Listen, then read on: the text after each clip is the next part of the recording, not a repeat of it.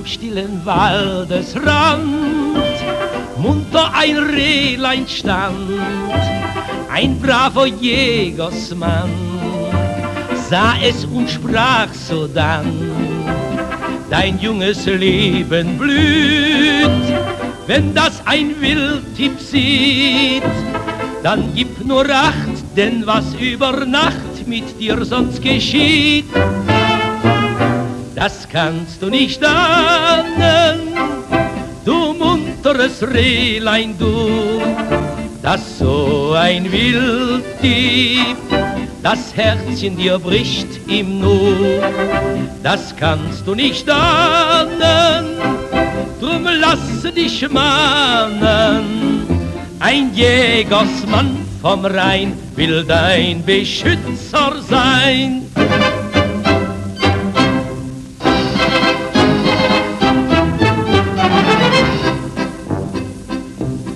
Bald traf ein Rehbock ein, wollte das Rehlein frei.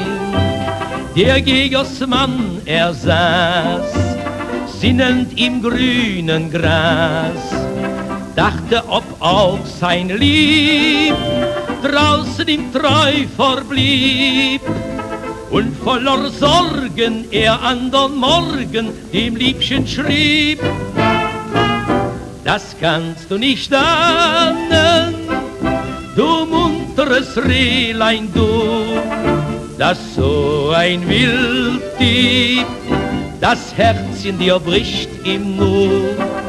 Das kannst du nicht ahnen, drum lasse dich mahnen.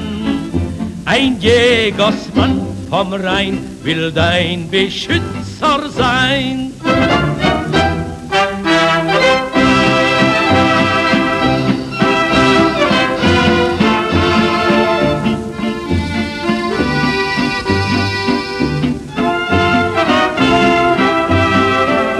Das kannst du nicht ahnen, drum lasse dich mahnen.